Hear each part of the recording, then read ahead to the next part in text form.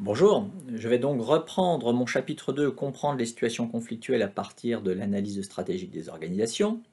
Dans ma dernière vidéo, j'avais entamé donc ma section 3, les concepts clés de l'analyse stratégique. Je vous avais dit pourquoi l'analyse stratégique était une approche à la fois stratégique et systémique.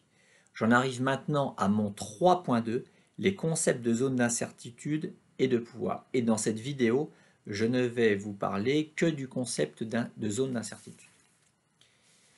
Donc 3.2, les concepts de zone d'incertitude et de pouvoir.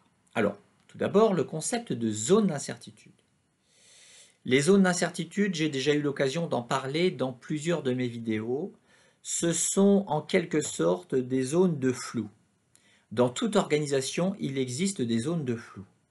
Les zones de flou, ce sont des zones là où il y a du flou parce que les choses ou les problèmes ne sont pas réellement réglementés. Dans ces zones, il y a beaucoup d'incertitudes. Alors les plus visibles, les zones d'incertitude les plus visibles sont par exemple les turbulences qui viennent de l'environnement et qui vont impacter la vie de l'organisation. L'évolution des marchés, le changement des techniques de production, l'irruption de nouvelles technologies, le recrutement de nouveaux membres de l'organisation. Voilà un certain nombre d'événements qui vont créer de l'incertitude dans l'organisation. Voilà un certain nombre d'événements qui vont générer des zones d'incertitude. Alors pour Crozier et Friedberg, les fondateurs de l'analyse stratégique des organisations, toutes ces incertitudes, elles ne peuvent toutefois pas être prises comme des données, comme des contraintes que les acteurs vont subir passivement. Pourquoi? Eh bien parce que dans la théorie de Crozier et Friedberg, il y a toujours du jeu, il y a toujours de l'incertitude. Les acteurs sont intelligents et opportunistes, ils sont capables de jouer avec les contraintes, voire ils sont capables de déjouer les contraintes. Donc les acteurs vont en fait non pas subir ces incertitudes, les acteurs vont s'efforcer d'intégrer dans leur stratégie les incertitudes auxquelles ils sont confrontés. Vous le voyez, et c'est un rappel, il n'y a pas de lien mécanique entre les incertitudes qui viennent de l'environnement et puis les stratégies des acteurs dans l'organisation. Donc toutes ces incertitudes, elles vont rentrer dans le jeu des acteurs et elles vont avoir pour effet soit de renforcer, soit de diminuer l'autonomie de ces acteurs et donc leur pouvoir. Je reviendrai dans la vidéo suivante sur le concept de pouvoir. Alors prenons un exemple. Prenons l'exemple de l'introduction de nouvelles machines dans un atelier.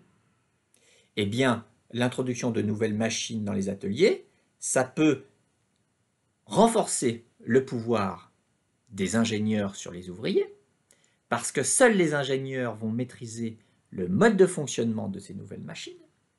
Et à l'inverse, ça va avoir pour effet de diminuer le pouvoir des ouvriers.